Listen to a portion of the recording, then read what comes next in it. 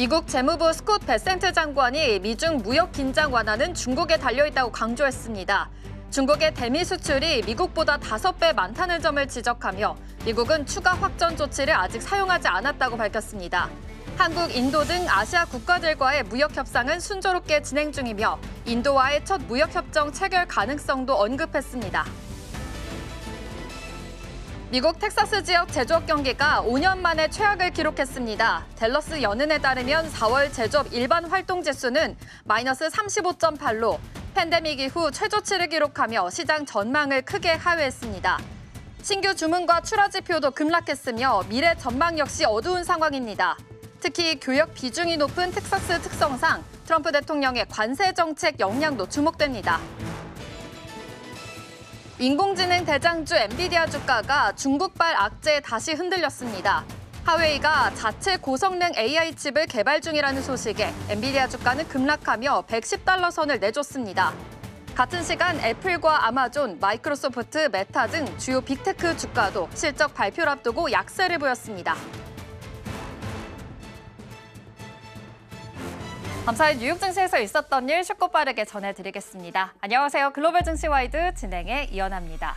이번 주는 월 말과 월 초가 겹치면서 다양한 이벤트들이 많습니다. 간밤에는 텍사스 제조업 지수가 나왔는데요. 5년 만에 최악이었습니다. 관세 정책 영향으로 보이는데요. 앞으로도 발표될 경제 지표 주목하셔야겠습니다. 네, 빅테크 실적 발표를 앞두고 관망세가 이어지면서 오늘 장은 다소 차분한 분위기였습니다. 하지만 일부 종목들이 반등에 성공해주면서 3대 지수는 혼조세로 마감을 지었는데요. 자세한 마감 상황 살펴보시죠. 장 마감 1시간 전까지만 해도 3대 지수 모두 하락 중이었습니다. 장중 다시 상승세로 돌아서면서 나스닥을 제외한 나머지 지수들은 모두 상승 마감했는데요. 먼저 기술주 중심의 나스닥 살펴보겠습니다. 오늘 0.1% 하락한 모습입니다. 나스닥이 하락 마감하긴 했지만 그래도 장중에 보였던 큰 낙폭을 대부분 만회하면서 0.1%대의 약보합권에서 장을 마쳤습니다. S&P 500 지수는 0.06% 소폭 상승해줬고요. 다우존스 지수 역시 0.28% 올라주는 모습 확인해 보실 수가 있겠습니다. 이어서 살펴보도록 하겠습니다. 오늘 10년 만기비 국채금리는 1.4%가량 하락한 모습이고요. 필라델피아 반도체 지수 역시 0.38% 하락했습니다. 그리고 WTI 국제유가는 오펙 플러스의 증산 소식과 관세에 대한 불확실성까지 겹치면서 국제유가 1.78% 하락한 모습입니다. 배럴당 61달러 선에서 거래가 됐습니다. 그렇다면 히트맵 열어서 자세한 종목별 흐름들 체크해 보겠습니다. 뉴욕 증시가 이번 주 주요 기술주들의 실적 발표를 앞두고 어제와는 달리 장 초반에는 하락세를 보였습니다. 하지만 장중 반등에 성공한 종목들도 나오면서 지수의 낙폭은 꽤 많이 줄어들었는데요. 한 애널리스트는 이번 주에 시장의 방향성이 결정될 것이라고 전망했습니다. 그렇다면 먼저 테크놀로지 서비스부터 살펴보겠습니다. 오늘 넷플릭스와 오라클은 1% 안팎의 상승세를 보였습니다. 그리고 팔란티어도 1.6% 가까이 올라주는 모습 확인해 보실 수가 있겠는데요. 팔란티어는 한때 내부자 매도와 목표가 하향 조정 소식에 3% 넘게 하락하기도 했지만 장중 다시 반등에 성공한 모습입니다. 또 IBM의 경우에는 1.61% 상승했습니다. IBM은 앞으로 5년 동안 미국에 1,500억 달러 규모의 투자를 단행하겠다고 발표했는데요. 이로 인해 주가는 1.7%가량 상승한 모습 체크해 보실 수가 있겠습니다. 한편 세일즈포스와 서비스나우는 오늘 장안에서 약세를 보였습니다. 이어서 다른 섹터들도 함께 살펴보시죠. 다음으로는 전자기술주 흐름 체크해 보겠습니다. 오늘은 엔비디아를 비롯해서 반도체주들의 흐름이 그렇게 좋지는 않았습니다. 화웨이의 AI 칩 소식과 중국 양자 컴퓨팅 이슈가 반도체주 하락에 영향을 준 걸로 보이는데요. 우선 퀄컴과 AMD는 약보합권에서 거래를 마쳤고요. 마이크론은 1.5% 가까이 빠진 모습 확인해 보실 수가 있겠습니다. 그나마 브로드컴은 0.08% 소폭 상승해주면서 초록불을 켜줬고요. 인텔의 경우에는 오늘 2% 가까이 올라주면서 상승 마감했습니다. 한편 보잉의 경우에도 오늘 2.5% 가까이 올라주는 모습 확인해 보실 수가 있겠는데요. 번스타인 애널리스트들이 보잉의 재기 가능성을 높게 평가하면서 투자 의견을 상향 조정한 덕분입니다. 최근 품질 문제로 신뢰를 잃었던 보잉이 이번 평가를 계기로 다시 한번 관심을 모으는 모습이었습니다. 이어서 살펴보시죠. 오늘 금융주는 대체로 보합권에서 움직였습니다. JP모건, 모건스탠리 그리고 웰스파고는 약세를 보이는 모습이었지만 그래도 나머지 종목들은 상승해주는 흐름 보여줬고요. 그리고 리테일 트레이드 쪽 살펴보시면 그동안 엇갈린 모습을 보여줬던 월마트와 코스트코가 오늘은 나란히 0.14% 강보합권의 흐름에서 마감이 됐습니다. 이번엔 의료기술 섹터도 자세히 살펴보도록 하겠습니다. 오늘 일라이릴리 주가는 1% 가까이 밀린 모습 확인해 보실 수가 있겠습니다. HSBC가 높은 밸류에이션과 비만 치료제에 대한 기대감이 과도할 수 있다고 지적하면서 투자 의견을 매수해서 손절로 하향 조정을 했고요. 목표 주가도 1,150달러에서 700달러로 크게 낮춘 영향으로 보입니다. 하지만 일라이릴리를 제외하면 에브비는 3% 넘게 강세를 보였고요. 나머지 존슨앤존슨과 에보트 그리고 머크까지 전부 0.5%대 상승세를 기록했습니다. 이어서 M7 마감 상황도 살펴보도록 하겠습니다. 네, 먼저 애플 살펴보시면 애플은 0.41% 소폭 상승해준 모습입니다. 210달러 선에서 거래가 됐는데요. 애플이 미중 무역 갈등과 공급망 문제로 아직까지 혼란을 겪고 있습니다. 특히 아이폰 17 생산에 차질이 생기면서 기본 모델 메모리도 원래 계획보다 줄어들 수 있다는 얘기까지 나오고 있는데요. 여기에 트럼프 행정부의 들쑥날쑥한 관세 정책까지 겹치면서 불확실성은 계속해서 커지고 있습니다. 오는 5월 1일은 애플의 1분기 실적 발표가 예정돼 있는데 팀쿡 CEO가 과연 투자자들의 불안을 어떻게 잠재울 수 있을지 관심이 모아지고 있습니다. 한편 모건 스탠리는 이번 실적 발표가 주가를 끌어올리는 촉매제 역할을 하진 못할 거라며 당분간 애플 주가가 박스권 안에서 움직일 걸로 예상했습니다. 다음으로 엔비디아 살펴보시면 오늘 2%가량 낙폭이 좀 큰 모습 확인해 보실 수가 있습니다. 엔비디아가 중국 화웨이의 자체 AI 칩 개발 소식에 타격을 입으면서 오늘 장안에서 주가가 하락했습니다. 110달러 선을 회복했던 주가는 이날 5거래일 만에 하락하면서 장중에는 다시 110달러 선을 내놓는 모습 확인해 보실 수가 있는데요. 화웨이는 엔비디아의 H100을 대신할 고성능 AI 칩 어센드 910C를 개발 중입니다. 이르면 다음 달부터 대량 출하에 들어갈 예정이고요. 화웨이 쪽은 이번 칩이 성능 면에서 H100을 뛰어넘을 거라고 기대하고 있습니다. 이에 맞서 엔비디아는 차세대 AI 반도체 블랙웰 울트라 시리즈 생산을 기존 계획보다 앞당겨 5월부터 양산을 시작할 계획인데요. TSMC의 5나노 공정과 첨단 패키징 기술을 적용해서 올해 안에 서버용 제품 GB300 양산도 본격화할 전망입니다. 시장에서는 엔비디아가 빠른 신제품 출시로 중국 수출 규제에 따른 충격을 얼마나 만회할 수 있을지 주목하고 있습니다. 다음으로 마이크로소프트 살펴보시면 0.18% 소폭 하락한 모습이고요. 아마존닷컴도 0.68% 오늘 장안에서는 약세를 보였습니다. 뱅크 오브 아메리카는 아마존이 하반기 실적에 대한 불확실성은 여전히 크긴 하지만 그래도 전자상거래 시장에서 점유율을 더 키우고 인력 감축을 통해 이익률도 끌어올릴 수 있을 것이라고 전망했습니다. 이에 따라 투자 의견은 매수를 그대로 유지했습니다. 이어서 살펴보도록 하겠습니다. 알파벳 오늘 0.83% 하락한 모습 보여줬습니다. 하지만 메타플랫폼스는 0.45%가량 강보합권에서 거래를 마쳤는데요. 메타도 역시 30일에 1분기 실적을 발표할 예정입니다. CNBC는 이번 실적 발표에서 메타가 단기적인 인공지능 투자 계획을 그대로 유지할 걸로 내다봤는데요. 메타는 이번 주 실적 발표뿐 아니라 인공지능 개발자들을 대상으로 라마 컨퍼런스도 열 예정입니다. 이 행사는 앞으로 메타가 인공지능 기술에 어떻게 접근할지 보여줄 수 있는 중요한 이벤트가 될 걸로 보입니다. 마지막으로 테슬라 살펴보시면 오늘 0.33% 올라주면서 반등에 성공한 모습입니다. 하지만 전거래일에서 보여줬던 10%가 가까운 급등세가 무색하게 오늘은 소폭 상승하면서 마감한 모습인데요. 테슬라는 현재 복합적인 위기에 직면해 있습니다. 올해 1분기 순이익은 전년 대비 71%나 줄었고 자동차 부문은 규제 크레딧 판매를 빼면 사실상 적자입니다. 특히 중국과 유럽 시장에서 판매 부진이 뚜렷한 가운데 중국의 비아디가 2분기 연속 테슬라를 제치고 전기차 판매량 1위에 올랐습니다. 테슬라는 모델 Y 재고가 늘어나자 $2,000 할인 혜택에 완전 자율주행 이전까지 허용하면서 수요를 끌어올리려고 하고 있는데요. 하지만 브랜드 이미지가 흔들리고 글로벌 경쟁도 치열해지면서 상황은 쉽지 않아 보입니다.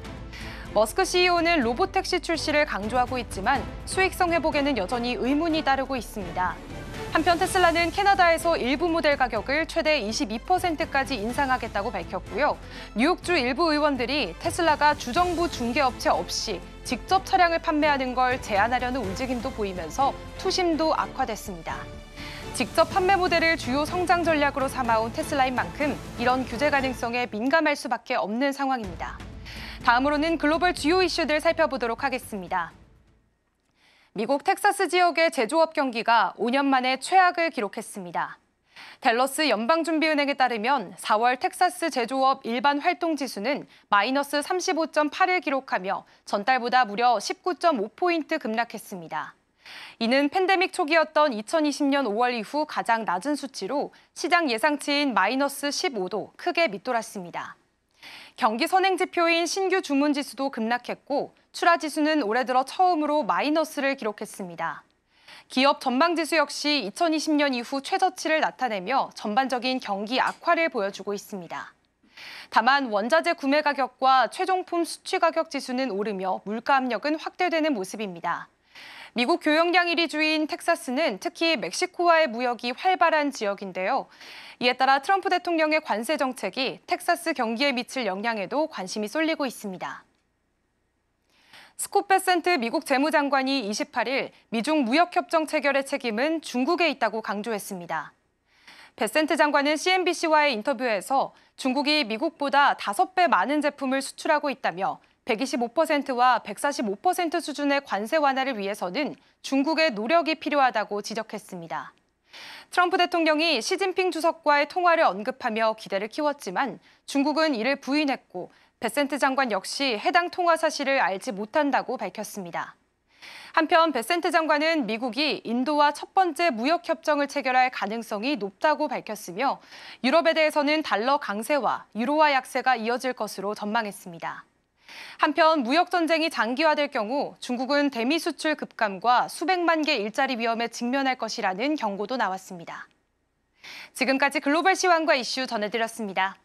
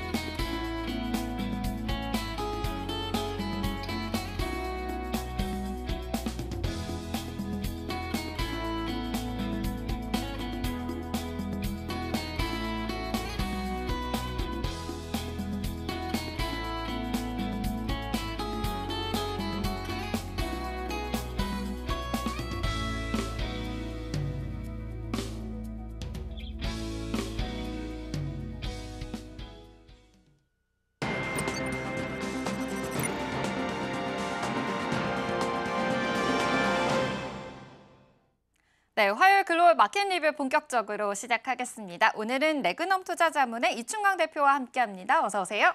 안녕하세요. 네, 오늘 대표님과 함께 만나볼 헤드라인부터 바로 살펴보겠습니다. 오늘의 헤드라인은 이제 펀더멘털을 중심으로라고 잡아봤습니다. 일단 지난주 뉴욕 증시가요, 4거래 연속으로 상승하는 흐름 보여줬습니다. 이 미국발 관세 긴장이 조금은 완화된 탓일까요? 좀 투심도 돌아온 모습이었습니다. 하지만 간밤에 뉴욕 증시는 이 실적 발표를 앞두고 관망세가 좀 짙어진 모습이었는데요. 오늘 밤이면 트럼프 대통령이 또 취임 100일을 맞이하게 됩니다. 이 관세 정책에 대한 완화 협상도 계속해서 오고 가고 있는 상황인 거고 우려감도 어느 정도는 좀 누그러졌다라고도 볼 수 있겠는데 대표님과 좀 더 자세한 이야기 나눠보도록 하겠습니다. 대표님 제가 봤을 땐 그래도 지난주에 4거래 연속으로 좀 상승하는 흐름이었고 점차 이 미국의 관세 전쟁에 대해서는 조금 우려감이 누그러지고 있는 모습이다라고 파악을 해봐도 될 것 같은데요. 좀 업종별로 흐름들도 짚어보면 좋을 것 같고 이 간밤의 미증시 상황도 어떻게 보셨는지 궁금합니다. 네, 일단 어제 미국 증시 상황 저는 상당히 괜찮았던 것 같아요. 한 2주 전만 해도 네. 저렇게 약간 그 심리 지표도 어제 갑자기 지금 그 달라스 연은이죠. 네. 그랬으면 2주 전만 했으면 뭐 한 1, 2%씩 빠지고 이랬을 겁니다. 투심이 워낙 약해져 있었으니까. 지표가 안 좋게 나오면서. 네네. 근데 어제 결국은 S&P 500도 그렇고 0.4% 정도 플러스 그리고 업종별로 저희가 지금 보유하고 있는 ETF가 4개 포트폴리오 중에 6개 정도씩 갖고 있으니까 전체 시장을 한눈에 쭉 볼 수가 있거든요. 네. 그건 갖고 있는 ETF 중에 한 80% 정도가 다 완연한 플러스를 기록했던 것처럼 시장 전체적으로 그래도 상당히 괜찮은 시장이었던 것 같아요. 그리고 지난 일주일 보시면 지금 그래프에서 보시는 대로 파란색 바 차트를 보시면 됩니다. 어제 기준으로 일주일 동안 각 업종별 S&P 500에 11개 서브 섹터의 이제 상승률이니까. 근데 테크나 통신 서비스 그리고 테크 통신 서비스가 그 나스닥이나 S&P 500, S&P 500은 시가총액 방식이니까 보시면은 7%에서 한 10% 이상씩 쭉 완연한 상승을 보였죠. 한 2주 전부터 3주 전부터 제가 말씀드렸던 것 같아요. 그 이제 내고의 기간, 협상의 시간으로 진입을 할 거고 그래서 변동성의 정점은 지나고 있는 것 같다. 그래서 지난주 기점으로 확실히 변동성의 정점은 지나고 있는 것 같고 지금까지 보셨던 것처럼 업종별로 위클리 상승률이 완연했고 어제도 상당히 좀 뭐라 그럴까요? 이 바닥이 탄탄했던 시장의 상황을 보여줬던 것 같고 대표적으로 변동성 지수를 보시면 우리가 이제 보통 빅스를 많이 보는데 빅스는 S&P 500의 종가를 가지고 후행적으로 보여주는 겁니다. 그러니까 업앤다운의 폭을 그냥 그대로 보여준다는 측면에서 그거조차도 얼마 전까지만 해도 한 53, 54포인트까지 갔다가 이게 절반 수준으로 완연하게 떨어지고 있는 거. 그리고 이제 앞으로가 중요한 거니까 개인적으로 제가 보는 스큐 지수라고 해서 향후 한 달 동안 그 시장의 내재 변동성을 예측을 해주는 지표거든요, 이게. 근데 이제 옵션의 외가격에 매매하는 양을 갖고 산출하는 거다 보니까 향후 한 달 동안 예측력이 굉장히 높습니다. 이 보시면 132포인트인데 그 역사적으로 굉장히 낮은 수준. 역사적으로 아직 조금 바텀업 레벨업된 상황이긴 하지만 이전 한 달 전까지만 해도 한 달 전과 비교해 보면 굉장히 드라마틱하게 하락한 그런 레벨을 지금 보실 수가 있거든요. 그렇게 되면 실제 이제 기술적으로도 그렇고 펀더멘털리도 아직 큰 문제 없는 아직은 그런 상황임을 감안할 때 시장의 변동성은 누차 제가 두 번째 말씀드리는데 변동성의 정점은 지나고 있는 것 같다라는 확신까지는 아니지만 그래도 좀 편안한 마음이 들고 있습니다. 네. 지금 간밤에 이 텍사스 연은 지수, 제조업 지수가 나왔습니다. 5년 만에 최악 지수가 나오면서 사실은 시장이 되게 크게 흔들릴 수 있는데 그러지 않은 걸 보면 펀더멘털적으로 그래도 괜찮다라는 모습을 또 지금 대표님께서 말씀을 해주셨고 사실 빅스 지수도 진짜 50까지 넘어설 정도로 정말 공포 단계였는데 지금 반 정도가 낮아진 상황을 보면 어느 정도는 정점은 지났다라고 또 파악을 해주신 모습 또 파악을 해볼 수가 있습니다. 그렇다면 사실은 지금 시장 전반적으로는 다시 투심이 조금은 살아난 모습이지만 이 관세 정책에 대해서는 불안감은 여전한 상황인 거잖아요. 그렇죠. 또 트럼프 대통령이 이제 오늘 밤이면 또 취임 100일을 맞이하기도 하는데 사실 지지율이 좀 역대 대통령 중에 최저라고 합니다. 그리고 성장률도 3년 내 최저치를 지금 향해 가고 있는데 사실 이런 지표만 봤을 때는 좋지 못한 상황이 이어지긴 하거든요. 어느 정도 이제 빨리 이제 관세에 대한 협상이 이루어져야 할 텐데 지금 현상에서는 어느 정도 좀 잘 이루어지고 있다고 보시는지 이런 점도 궁금합니다. 지금 그러니까 아직은 우리가 잘 진행되고 있다는 판단을 하기에는 조금 섣부른 감이 없지 않아 있을 것 같고 네. 협상의 시기가 이제 진입을 했다고 판단하고 있거든요. 그래도 우리가 그 각 국가별로 인도하고도 했고 일본이 어제 보니까 또 30억 우리나라 돈으로 30조 미국 국채를 팔아서 믿었던 일본이 파는 이런 노이즈가 많은데 네. 그런 디테일한 사실 하나하나까지 우리가 판단할 필요는 없다고 봅니다. 중요한 건 이제까지는 굉장히 텐션의 끝단에 있다가 네. 미국만 해도 지금 미중 관세 관점에서만 보더라도 나 절대 안 움직일 거야 하다가 살짝 화답하고 이런 모습이잖아요. 그러니까요. 이게 어떻게 보면 큰 굵직굵직한 그 국가 간의 플레이인데 이 큰 방향 자체가 이제 하나씩 해결하는 수순으로 가고 있다는 것만 해도 저는 충분히 시장에서는 긍정적으로 받아들여도 된다고 생각을 하고 있고, 아까 언급해 주신 대로 지지율이 지금 역대 대통령 중에 가장 낮은 수준이라는 거잖아요. 지금 네. 한 38%까지 떨어져 있다고 하니까 입각 당시 당선 당시에 그 소스별로는 53%, 평균 한 47%까지 갔다가 이게 지금 그래프 보시는 대로 1월, 2월, 3월, 4월에서 계속 완연하게 42%, 그래서 어제 언론에서 얘기한 거가 38% 정도까지 떨어졌다고 해요. 트럼프가 아무리 그 비즈니스맨 출신이지만 지금 현재 정치인입니다. 이거 무시할 수가 없고, 해묵은 얘기가 돼버렸지만 2주 정도 전이었던가요? 그 플로리다주 1구역, 6구역에서 상원 의원, 하원 의원이 공화당 출신이 되긴 했지만 상원 의원이 당선됐던 6구역이 작년 당선됐던 당시에 트럼프가 30%포인트 차로 압승했던 스팟이에요. 네. 근데 그때 같은 자리에서 지금 14%포인트로 많이 줄어든 격차로 이겼단 말이죠. 그리고 같은 날 결과 나왔던 위스콘신주의 대법원장도 민주당 출신이 돼버렸고, 그리고 더군다나 지금 그래프에서 보시는 대로 시타델이라고 하는 정말 대단한 회사가 있습니다. 저도 홍콩 가서 몇 번 만나고 그랬었는데, 그 켄 그리핀이라고 하는 창업자가 트럼프의 그 열렬한 지지자고, 작년 미국 대선 시기에 우리나라 돈으로 근한 뭐 800억에서 900억 정도의 정치 후원금을 낼 정도로 열렬한 지지자거든요. 근데 24일 시타델 그 켄 그리핀의 인터뷰 장면을 제가 뽑아갖고 왔는데, 트럼프의 경제 정책을 본격적으로 비판을 하고 나섰어요. 이렇게 측근 중에 측근이고 굉장히 큰 후원금을 했던 이런 정치 서포터들이 비판을 하고 나섰다는 측면에서 트럼프도 절대 무시할 수 없을 거다라는 생각을 하고 있죠. 그래서 큰 방향은 어쨌건 네. 내고 하는 방향으로 가고 있기 때문에 그것만 해도 저는 긍정적으로 받아들일 수 있는 충분한 재료가 된다고 생각하고 있습니다. 지금 아무래도 좀 옆에 있는 이제 트럼프 옆에 있는 그 참모들도 다 지금 말리고 있는 상황인 거고, 트럼프 대통령도 시장 달래기에 나서고 있는 상황으로 파악이 됩니다. 그렇다면 이 협상에 대해서도 계속해서 지금 이뤄지고 있는 거고, 이런 타결에 대한 가능성도 어느 정도인지도 궁금해요. 타결을 반드시 시키겠죠. 아, 가능성을 논하기 이전에 네. 글쎄요, 뭐 약간 썰이긴 합니다. 네. 제가 트럼프 일기 때 또는 트럼프가 30대 때부터 했던 인터뷰 책자 적지 않게 봤거든요. 트럼프 입장에서는 지금 절대 잃고 있는 게임이 아닌 거예요. 왜냐하면 트럼프가 입각하기 이전에 미국이 전 세계를 상대로 부과하고 있었던 실효 평균 관세율이 2.2% 정도 수준이었거든요. 네. 그걸 지금 한 26%에서 30%까지 무지막지한 그 4월 2일 날 판때기 들고 나와서 때려놨지 않습니까? 그리고 4월 9일 날 한 발짝 물러섰죠. 90일 유예하겠다. 그 내용을 잘 뜯어봐야 되는데 제가 2주 전에도 한번 여기 소개시켜드렸었어요. 네.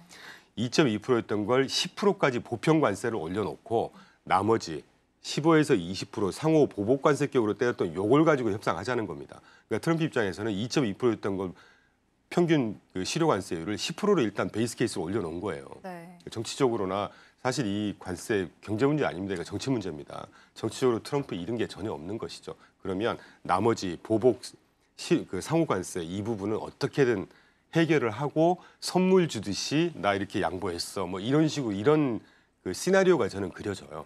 그렇기 때문에 방금 앵커님께서 언급해 주신 대로 가능성이 얼마나 당연히 가능성은 굉장히 높다고 판단이 됩니다. 저는. 그래서 네. 시장에서는 긍정적으로 충분히 받아들여도 되는 국면이 아닌가, 그림이 아닌가 하는 생각이 들어요. 네, 그래도 좀 멀리 봤을 때는 긍정적으로 받아들일 만하다라는 말씀을 해주셨습니다.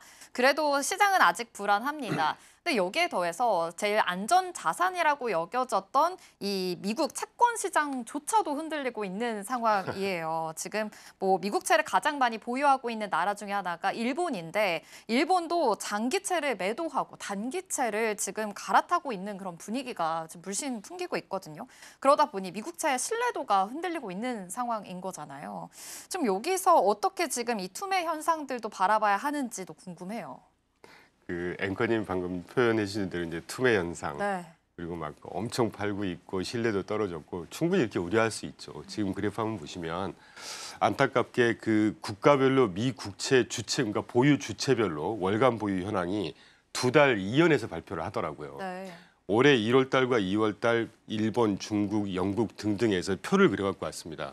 표를 보시면 월간 변화가 적어도 2월 달까지만 보자면 각 국가들이 사고 있나요? 팔고 있나요? 다 플러스로 사고 있죠. 그러네요. 예. 그러니까 2월 이후에 3월, 4월 접어들어서 네. 한 2달 동안 판 게 추산을 해보니까 일본이 지금 이게 지난주 금요일 연재로 제가 뉴스 등등에서 이렇게 뽑은 숫자인데 네. 지난 4월 1일부터 4월 12일까지 211억 불 정도 일본에서 매도를 했다고 그래요. 방금 언급해 주신 대로 네. 대신 장기 채권을 매도를 했고 단기 채권과 주식을 샀습니다. 그러니까 어쨌건 미국 자산 안에서 돌고 있는 것이죠.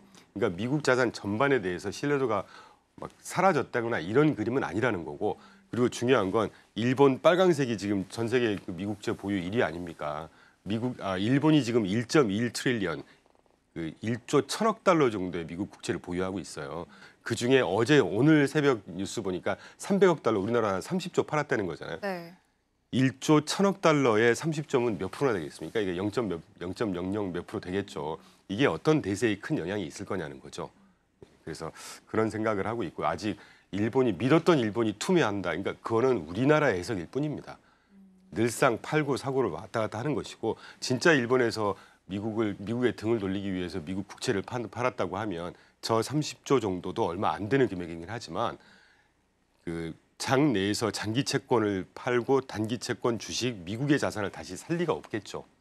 그리고 참고로 자료는 안 나와 있지만 하루 평균 미 국채 거래량이 시장 규모가 9천억 달러에서 1조 달러 정도 된다고 합니다. 거기서 한 30조, 50조 뭐 많아봐야 그게 어떤 대세 영향이 있을까요? 늘상 거래하는 양에서 왔다 갔다 하는 거를 너무 과대해서 확대해서 가지 말자는 거고, 두 번째, 이미 해묵은 자료죠. 4월 9일 날 10년물 경매가 있었잖아요. 네. 뭐 다른 거 소개 안 드리고 우측이 10년물이고 좌측이 30년물 경매 결과지입니다. 지표물이 10년이니까 10년을 보시죠. 4월 9일 날 경매 당시에 시장 금리 대비 발행 금리가 3.2bp 정도 굉장히 낮게 발행이 됐어요. 그러면 수요자가 굉장히 많았다는 얘기고, 당일날 389억 달러 경매에 입찰을 했는데 인다이렉트 비더라고 해서 외국인 투자자들이 참여한 비율이 무려 87%였습니다. 이게 얼마나 높은 수준이냐면 평소에 미국 국채 경매를 할 때, 10년물 경매를 할 때 외국인 투자자들이 참여하는 비용이 60에서 한 66% 왔다 갔다 해요. 그리고 지난 2년 동안 지금보다 10년물 금리가 훨씬 높았죠. 그때 뭐 4.5 이상이었으니까 그때 굉장히 많이 참여했던 비율이 77% 있었거든요. 그때보다 훨씬 많은 87%가 참여했다는 얘기니까 전 세계적으로 미국 국채에 대한 신뢰가 바닥나고 추락을 하고 이랬으면 이 10년물 국채 금리에 이렇게 많이 참여 안 한다는 얘기죠. 그러니까 물론 그 관세 때문에 일시적으로 미국 주식 팔고 채권에 대해서 조금 불안하고 이것 때문에 트레이드를 할 거 아니겠습니까? 이 흐름을 가지고 올 연초 또는 뭐 연중 내내 이렇게 막 신뢰가 추락했다, 이렇게 과대 해석은 조금 피해야 되지 않을까 하는 생각을 하고 있습니다. 네, 지금 뭐 시장이 불안하기 때문에 지금 채권 시장도 흔들릴 뿐이지 너무 우려할 정도는 아니다라는 분석까지 또 해주셨습니다. 지금 일본에서도 뭐 장기채를 매도하고 단기채로 갈아타는 분위기다라고 얘기했지만 그 비중은 사실상 얼마 되지 않기 때문에 너무 이걸 확대 해석할 필요도 없다라고까지도 정리해 보도록 하겠습니다. 그렇다면 달러화 이야기도 안 할 수가 없을 것 같아요. 요즘 큰 폭으로 또 하락하고 있는 추세고, 달러 인덱스도 지금 109선을 찍은 다음에 지금 100 이하로 내려왔습니다. 간밤에는 98까지 지금 찍기도 했거든요. 사실 굉장히 또 불안한 상황인 거고, 달러와 약세 문제에 대해서도 좀 가시화가 되고 있기 때문에 이거에 대해서도 좀 분석할 필요가 있을 것 같습니다. 제가 항상 이렇게 좋게만 해석을 해서 시청자분들께서 저 친구는 맨날 좋게만 얘기한다라고 해석을 하실 수는 있을 것 같아요. 근데 실제 저희도 고객 자금을 운용을 하고 있고 시장을 보고 있고, 달러가 약세가 되면 저희 포트폴리오도 손해가 있습니다. 네. 그렇기 때문에 제가 떳떳하게 말씀을 다시 한번 드리는데, 일단 우리가 먼저 인식을 해야 될 것은 달러가 109포인트 DXY로 연초에 109포인트 갔다가 지금 98포인트 떨어졌잖아요. 네. 그렇게만 보면 한 10% 이상 하락을 한 거죠. 그런데 109포인트 갔던 것이 굉장히 비쌌었던 거죠. 과거의 평균보다 굉장히 셌었던 게 정상적인 수준으로 떨어졌다. 저는 그렇게 인식하고 있습니다. 좌측 그래프 보시는 것처럼 유로 달러, DXY, 재팬 yen 유로, 재팬 엔 달러를 쭉 보시면 파란색만 일단 DXY 보시죠. 저 끝에 보시면 DXY가 지금 98% 떨어져 있는데 역사적으로 1970년대 수준까지 쭉 보시면 훨씬 더 밑으로 떨어져 있던 구간이 많죠. 그러니까 역사적으로 평균이 DXY가 95에서 한 100 사이 정도 됩니다. 그 평균으로 다시 왔다고 인식을 해야 되지 않을까 하는 생각이 들고 연초에 비정상적으로 109포인트 그게 굉장히 그 과열해서 셌던 거예요. 그래서 그거에 일단 비해서 지금 내려온 수준인 그렇죠. 거지 너무 불안할 필요는 그리고 없다. 또 하나 유로 달러를 한번 보실까요? 네. 이 초록색 유로 달러를 보시면 유로 달러가 지금 1.134 정도 되는데 역사적으로 평균이 1.05에서 1.14 정도 사이가 됩니다. 그러니까 지금 벌써 성급하게 유로 달러가 약세가 되고 이런 판단을 할 필요 없다는 거고 그리고 단기적으로 시카고 상품거래소에서 그 투자 주체별로 달러 선물 순 포지션을 제가 뽑아갖고 왔습니다. 이게 굉장히 중요한 자료입니다. 제일 끝에 왼쪽 보시면 주체별로 자산운용회사들이 달러를 어떻게 갖고 있느냐, 레버리지, 뭐 아더 그 리포터블 포지션 주체들별로 0 밑으로 떨어진 게 달러의 순 넷 포지션, 그러니까 셀 달러를 하고 있다는 얘기거든요. 네. 그런데 빨간색 레버리지 포지션이라고 해서 헤지펀드가 갖고 있는 포지션을 얘기합니다. 레버리지 포지션이라는 게 아시겠지만 헤지펀드가 상당히 빨리 시장을 반응을 해요. 빨리빨리 움직이죠. 좀 네. 드레스틱하게 움직이니까. 제일 끝에 빨간색이 밑으로 쭉 0 이하 수준까지 살짝 터치했다가 지금 급격하게 쭉 올라오고 있잖아요. 작년 11월 26일 날 헤지펀드의 순 포지션 규모가 마이너스 17,800 계약 정도 됐다가 지금 플러스 한 10,000 계약 정도 가까이 치솟고 있습니다. 치솟는다기보다는 좀 다시 이렇게 리바운드를 하고 있거든요. 이 말은 좀 빨리 움직인다는 헤지펀드 하우스가 US 달러에 대해서 롱 포지션을 잡기 시작했다는 얘기예요. 그리고 그다음 전체 달러 포지션을 보시면 2만 계약 정도가 거의 지지선이거든요. 역사적으로 쭉 보시면 큰 위기가 있을 때 달러가 2만 계약 밑으로 한번 쑥 빠졌다가 올라가는데 역시 가장 왼쪽에 끝에 보시면 다시 2만 계약 도달을 하지 않고 있다가 다시 되튀는 걸 보시고 있을 수 있을 겁니다. 그러니까 이게 US 달러에 대해서도 이제 거의 바닥을 치지 않았나. 뭐 약세의 트렌드는 그런 해석을 하고 있습니다. 저희. 지금 2만 달러를 좀 터치했다가 바로 올라오는 모습까지 확인해 보시면서 그래도 달러 정도는 지금 뭐 약세화는 지속이 되고 있지만 그래도 너무 걱정할 필요는 없다라는 네. 것까지 또 살펴보도록 그렇게 해석하시면 될 하겠습니다. 것 같아요. 네, 좋습니다. 그럼 마지막으로 좀 이 거시 지표들이 계속해서 또 발표가 되고 있잖아요. 또 간밤에서도 이 텍사스 연인 지수, 이 제조 지수가 5년 만에 최악인 지수가 나오긴 했지만 지금 앞으로 발표가 될 경제 지표들이 굉장히 많습니다. GDP뿐만이 아니라 PC 지표도 나오고요. 고용 보고서 발표까지 이어질 예정인데 좀 이거에 대한 발표의 지수도 굉장히 중요할 것 같거든요. 어떻게 해석해보면 좋을까요? 사실은 저희 회사에서 제일 중요하게 보는 지표들이 실물 지표들입니다. 그래서 네. 저희도 지금 초긴장을 하고 있고 그런데 네. 지금 화면에서 보시는 GDP, PCE 고용 지표 써주셨는데 PCE하고 고용 지표는 크게 문제는 없을 것 같아요. 왜냐하면 적어도 지난주까지 발표된 뭐 지난달 거 CPI 괜찮았고 그리고 또 하나는 물가만 갖고 먼저 한번 보시면 제가 개인적으로 항상 그 참고를 하고 있는 자료인데 트루플레이션이라고 해서 뭐 기회가 돼서 말씀드리지만 제가 우리나라에서 제일 먼저 쓰기 시작했습니다. 이 자료를. 이게 2020년도부터 그 웹 3.0 개발자들한테 그 코인베이스의 발라지 스리니바산이라는 CTO, 그러니까 그쪽 계에서는 뭐 레전드라고 해요. 네. 그분이 실시간 물가 지표를 개발을 해봐라라고 해서 데일리로 매일매일 200만 개 로 데이터를 합산을 해서 실시간으로 발표하는 미국의 CPI예요. 이게 1.51%입니다. 지금 이게 YOY니까 전년 대비 1.51% 상승의 한 추세를 보여주고 있는 거고 앱솔루트 넘버는 그냥 잊어버리시면 되는데 그래프 왼쪽에서 보시는 그래프 패턴을 굉장히 중요하시고 보셔야 돼요. 네. 저 끝에 보시면 4월 정도 그 4월 2일 날 관세 때리고 있을 때가 우려감 때문에 지금 한 1.7, 1.8로 탁 치솟다가 지금 1.5로 쑥 떨어져 있잖아요. 네. 이 패턴이 물가가 그렇게 관세가 지금 이제 영향을 미치는 게 5월부터 발표되는 자료들의 영향을 본격적으로 미치겠지만 적어도 지금 현재까지 물가가 필드에서 실제로 뜨고 있고 이런 상황이 전혀 아니라는 겁니다. 그렇기 때문에 PCE도 크게 문제 없다는 생각이고 그리고 잘 보시는 대로 제가 그건 안 갖고 왔네요. 매주 목요일 날마다 그 주간 실업수당 청구 건수가 발표되잖아요. 네. 어제 발표됐었죠. 지난주 21만 6천 건에서 22만 2천 건 살짝 소폭 뜨긴 했습니다. 전혀 문제 안 되는 수준이고 지금 2주 이상 연속 실업수당 청구 건수 하는 Continuing Jobless Claim이 187만 8천 건에서 184만 1천 건인가로 오히려 또 줄었어요. 그렇기 때문에 고용 보고서도 크게 문제 없다는 거고 다만 아까 지금 보여주시는 GDP는 뭐 금 수입이나 이런 것들이 굉장히 많이 반영이 돼 있고 네. 또는 고용하고 물가 말고 다른 경제 뭐 어떤 뭐라 그럴까요? 뭐 물동량 또는 뭐 이런 것들이 반영이 되니까 과연 조금 안 좋게 나올 것 같긴 한데 0.4 플러스만 지키더라도 그게 그렇게 막 경제를 실제 훼손이 되게끔 큰 영향이 있을까 하는 생각이 들고 우리가 또 정말 든든한 뒷배죠. FOMC가 5월이든 6월이든 올 하반기에 이제 금리를 뭐 쉽게 표현드려서 뭐 빅스텝 한번 해준다. 그러면 경기 성장률이나 이런 것들이 다시 또 완연하게 회복할 수 있는 총알이 많이 갖고 있다는 거죠, 미국이. 유럽 같은 데는 지금 계속 금리 내리고 있고 금리를 내린다는 얘기는 중앙은행이 더 금리 갖고 시장을 지지해 줄 수 있는 수단이 더 줄어든다는 거 아니겠습니까? 네. 유일하게 미국이 지금 4.5를 지키고 있습니다, 정책 금리를. 여기서 50bp 또는 뭐 그럴 리는 없겠지만 정말 자이언트 스텝 75bp 같은 거 인하시켜줘 버리면 투심이라든가 또 아울러서 경제 상황 훨씬 더 급격하게 드라마틱하게 좋아질 수 있는 여지가 충분히 있다. 그리고 오늘 말씀이 좀 길어서 죄송한데 그 이틀 전인가도 미시간대 소비자 심리 지표 발표됐고 어저께도 그 달라스 연은 발표되고 참고로 각 전국에 있는 12개 연은에서 발표하는 그 지역의 그 심리 지표들은 굉장히 변동성이 심해요.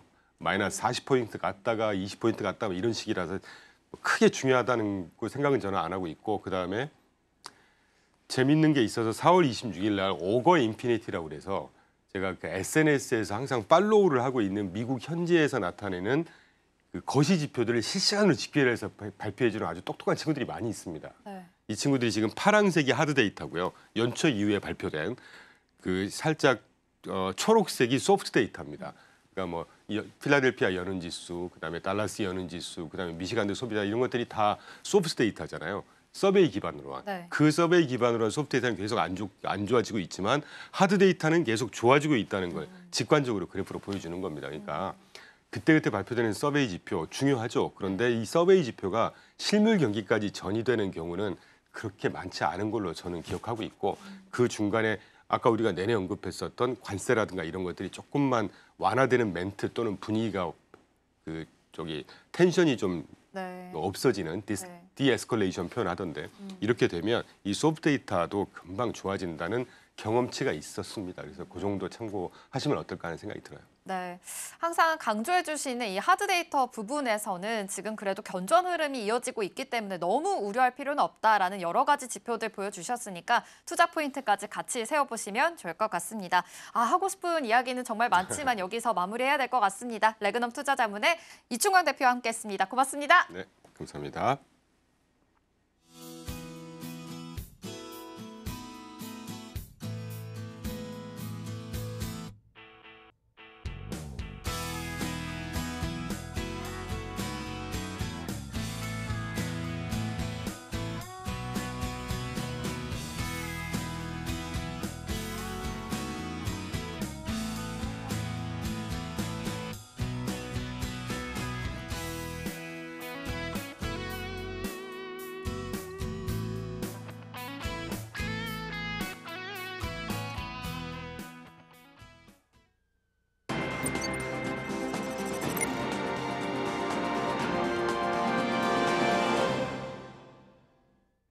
오늘 아침 코인 시황과 이슈 분석, 거기에 코인 지식 한 스푼까지 얻어가는 시간 코인 라이브. 먼저 코인 한 스푼으로 열어보겠습니다. 2025년 4월 현재 러시아와 우크라이나의 전쟁은 어느덧 3년째 이어지고 있습니다.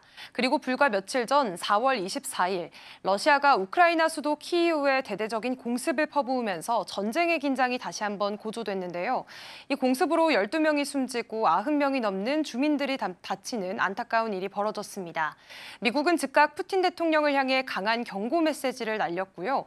전쟁은 여전히 끝낼 기미가 보이지가 않고 또 종전협상 역시 교착 상태에 빠져 있는 그런 상황인데요. 그런데 이렇게 참혹한 전쟁 한복판에서도 눈에 띄는 흐름 하나가 있습니다. 바로 암호화폐입니다. 예전엔 코인하면 그냥 투자용으로만 떠올리셨을 텐데 이 전쟁을 계기로 정말 다양한 방식으로 암호화폐가 실제로 사용되고 있다는 것을 알 수가 있는데요. 그래서 오늘은 러시아 우크라이나 전쟁 속에서 코인은 어떻게 쓰이고 있을까? 이 질문을 중심으로 그 안에 담긴 여러 이야기들을 함께 풀어보겠습니다. 자, 그러면 이제 시간을 조금 되돌려서 전쟁이 본격적으로 시작됐던 2022년 2월로 돌아가 볼까요? 러시아가 전면 침공을 시작하자 우크라이나 정부는 전 세계의 도움을 간절히 요청하게 됩니다. 하지만 문제는 은행 시스템이 마비되고 국제 송금도 사실상 거의 불가능해졌습니다. 이때 우크라이나가 선택한 방법이 바로 암호화폐였는데요. 정부 차원에서 Aid for Ukraine이라는 웹사이트를 만들고 비트코인, 이더리움, 솔라나, 도지코인 등 다양한 코인으로 기부를 받을 수 있게 만든 겁니다. 기존의 송금 시스템이라면 아무리 빨라도 하루 이틀은 걸렸을 텐데요. 블록체인을 활용하니까 10분이면 송금 완료. 정말 놀라운 변화였습니다. 그 결과 전 세계에서 무려 10만 명 이상이 코인으로 기부에 참여를 했고 기부금 규모는 7천만 달러를 훌쩍 넘었습니다. 특히 흥미로운 건 이 전체 기부금의 80%가 전쟁 초기 몇 주 안에 집중됐다는 점인데요. 그만큼 블록체인의 빠른 속도와 높은 효율성이 전쟁 같은 위기 상황에서 얼마나 강력하게 작동하는지를 보여주는 사례였습니다. 그 다음으로 짚어볼 중요한 이야기, 바로 비트코인이 자산의 피난처가 됐다는 점입니다. 전쟁이 터지면 가장 먼저 흔들리는 게 화폐 가치입니다. 은행문은 닫히고 ATM도 멈추고 국가화폐는 순식간에 폭락해버리기도 합니다. 이런 상황에서 사람들은 어떻게든 자산을 안전하게 지키는 방법을 찾게 되는데요. 예전 같으면 대부분 금을 들고 피난하려고 했을 테지만 전쟁 중엔 금도 참 불편합니다. 무겁고 들고 뛰기도 힘들고 무엇보다 국경을 넘을 때 압수당할 위험까지 있습니다. 그래서 이번 전쟁에서 많은 우크라이나인들이 자연스럽게 비트코인으로 눈을 돌리게 됐습니다. 실제로 2022년 3월 한 남성이 친구로부터 받은 비트코인을 USB에 저장한 뒤 국경을 넘어서 폴란드로 이동을 했고 거기서 현금으로 바꿔 생계비로 사용했다는 사례가 CNBC에 보도되기도 했는데요. 즉 비트코인은 들고 도망칠 수 있는 자산, 그것도 말 그대로 데이터 형태로 포켓에 담긴 디지털 금이 된 겁니다. 이건 단순히 기술을 좋다, 빠르다 수준이 아니라 전시 상황에서 실질적으로 생존을 도운 암호화폐의 역할을 보여준 대표적인 사례입니다. 자, 이제 시선을 러시아 쪽으로 한번 돌려볼까요? 전쟁이 시작된 이후 미국과 유럽은 러시아를 국제금융망인 스위프트에서 퇴출시키는 강력한 제재 조치를 단행했습니다. 그 결과 달러 기반의 국제거래가 사실상 거의 불가능해졌고 러시아는 어쩔 수 없이 새로운 대체 수단을 찾아야 하는 상황에 놓이게 됐습니다. 그리고 그 대안 중 하나로 떠오른 게 바로 암호화폐였는데요. 러시아는 중국과 인도 같은 주요 교역국가의 원유 거래에서 비트코인, 이더리움, 그리고 테더 같은 암호화폐를 실제 결제 수단으로 활용하기 시작했습니다. 특히 주목할 만한 건 2023년 한때 러시아 내에서 스테이블 코인 사용 비중이 67%에 달했다는 점입니다. 이 정도면 거의 결제 주류로 자리 잡았다고 볼 수 있는 수준인데요. 그리고 같은 해 말 러시아는 아예 법을 바꿔서 암호화폐를 국제 결제 수단으로 공식 허용했습니다. 지금은 러시아 석유 기업들이 매달 수천만 달러 규모의 암호화폐 거래를 진행 중인 것으로 알려졌습니다. 이제는 블록체인이 개인이나 기업을 넘어서 정부 차원의 경제 전략, 즉 금융 제재를 우회하는 핵심 수단으로 사용하는 시대가 된 겁니다. 그런데 흥미로운 건 국제기구도 이제 암호화폐를 활용하고 있다는 점인데요. 바로 유엔 난민기구가 스텔라 블록체인 기반의 USDC 스테이블 코인을 이용해서 우크라이나 난민들에게 디지털 구호금을 직접 송금했습니다. 방식은 아주 간단합니다. 수혜자들은 바이브런트라는 지갑 앱에 접속을 해서 신원 인증만 하면 바로 구호금을 받을 수 있고요. 이후에는 머니그램을 통해 달러, 유로 또는 우크라이나 현지 통화인 흐리브니아로 바꿔서 현금화할 수 있었습니다. 정말 놀랍지 않나요? 이건 단순히 기술 하나를 더 도입한 게 아니라 구호 시스템의 작동 방식을 근본적으로 바꿔버린 사례입니다. 예전에는 구호금이 전달되는데 며칠씩 걸리기도 했는데 이제는 중개은행 없이 몇 분이면 바로 전달이 완료되는 거죠. 블록체인이 이렇게 인도주의적 기술로까지 확장될 수도 있다는 점 정말 인상적이고 상징적인 변화라고 볼 수 있습니다. 그렇다면 지금까지 말씀드린 이런 흐름들이 비트코인 가격에는 어떤 영향을 줬을까요? 우선 전쟁이 막 발발했을 당시, 그러니까 2022년 2월 러시아의 침공이 임박하자마자 비트코인 가격은 크게 하락합니다. 당시 3만 9천 달러였던 가격이 단숨에 3만 4천 달러까지 추락을 했는데요. 불안과 공포가 시장을 덮쳤던 시기였습니다. 하지만 이게 끝은 아니었습니다. 이후 시장은 빠르게 반응을 했고 전쟁 상황이 장기화되면서 오히려 비트코인이 자산을 지키는 수단이다라는 인식이 조금씩 퍼졌고요. 그 결과 가격은 회복세를 탔습니다. 그리고 지금 2025년 4월 기준 비트코인 가격은 무려 9만 4천 달러를 돌파하면서 어마어마한 상승세를 보이고 있습니다. 요즘 시장 분위기를 보면 비트코인을 두고 이제는 디지털 금이라고 부르는 분위기가 조금씩 자리 잡고 있습니다. 특히 미국의 ETF 승인이라든지 글로벌 규제 완화 기대감도 가격 상승에 한몫을 했는데요. 다만 여전히 비트코인은 위험 자산으로 분류되고 있습니다. 그래서 전쟁이나 경제 불안 같은 지정학적 충격이 오면 단기적으로는 민감하게 반응하는 성격이 있습니다. 쉽게 말하면 급락은 있을 수 있지만 회복도 빠르다. 이게 바로 전문가들이 말하는 비트코인의 특징입니다. 자, 오늘은 러시아 우크라이나 전쟁이라는 상황 속에서 암호화폐가 어떤 역할을 해왔는지 함께 살펴봤습니다. 전쟁이라는 극한 상황 속에서도 기부수단, 피난용 자산, 금융제재를 우회하는 수단, 또 구호금을 전달하는 시스템부터 투자 시장의 흐름을 바꾸는 요인까지 암호화폐는 이제 단순한 투자를 넘어서 실제 삶을 바꾸는 기술이 되어가고 있다는 걸 느껴볼 수 있었습니다. 물론 아직까지도 변동성이 크고 우리가 조심해야 할 리스크도 분명히 존재하지만 그만큼 이해하고 준비해서 제대로 공부한다면 빠르게 변화하는 흐름 속에서 더 현명한 선택을 할 수 있지 않을까요? 그렇다면 계속해서 현재 코인 시황도 살펴보겠습니다. 먼저 3대 암호화폐 시장입니다. 오늘 비트코인은 0.04% 정말 소폭 상승해주면서 94,000달러 선을 넘겨섰습니다. 한편 스트레티지는 지난 일주일간 15,355 비트코인을 추가로 매수한 사실도 드러났습니다. 이더리움 오늘 1% 가까이 빠지면서 1,800달러 선 아래에서 맴돌고 있는 모습 확인해 보실 수가 있겠고요. XRP도 오늘 0.87% 비트코인과 함께 올라주면서 2.2달러 선을 견고하게 지켜내고 있습니다. 이어서 주요 8가지 알트코인도 살펴보겠습니다. 네, 현재 체인링크만이 2% 가까운 상승폭 기록하면서 21,000원 선 지나가고 있고요. 나머지 알트코인들은 하락세 보여주고 있습니다. 솔라나 0.59%, 도지코인 0.66%, 에이다는 0.3%대 약세를 보이는 모습 확인해 보실 수가 있겠고요. 이어서 살펴보도록 하겠습니다. 네, 현재장에서는 스텔라루멘만 0.6%대 하락세 보여주고 있습니다. 수익코인은 연일 계속해서 상승세 이어가면서 오늘도 0.33% 상승해준 모습이고요. 아발란체 0.42% 소폭 상승해줬고 시바이누는 오늘 1.6%가량 큰 폭으로 올라와 줬습니다. 다음으로 오늘 아침 빼놓을 수 없는 암호화폐 이슈 소식 전해드립니다. XRP가 최근 강세를 이어가는 가운데 대규모 매도 가능성이 제기되며 가격 급락 경고가 나왔습니다.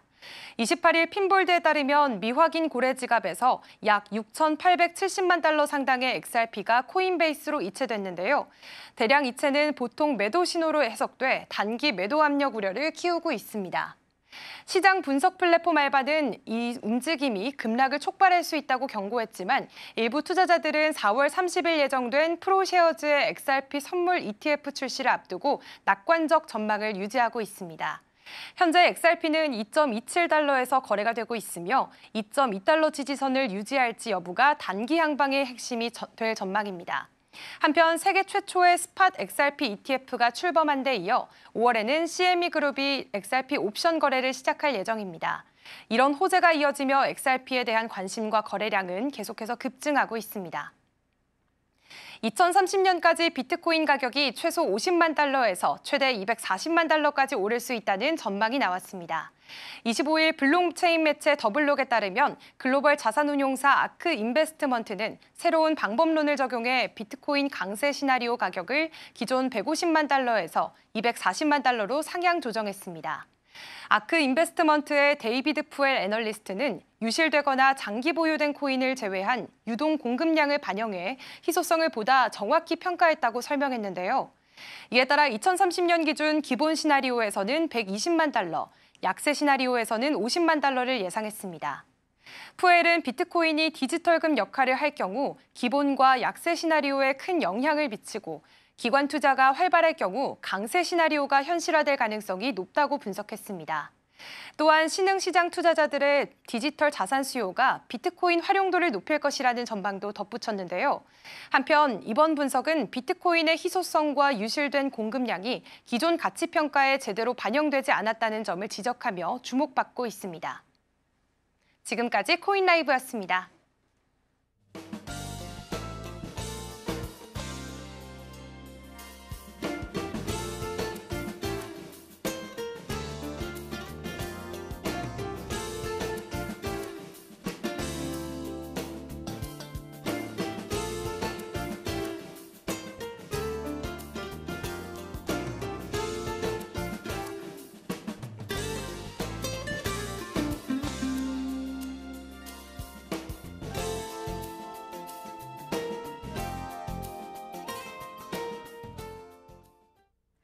4월 29일 화요일 글로벌 증시와이드가 준비한 소식은 여기까지입니다. 본 방송에서 제공하는 정보는 투자 판단을 위한 조언일 뿐 해당 종목의 가치와 수익률을 보장하지 않습니다.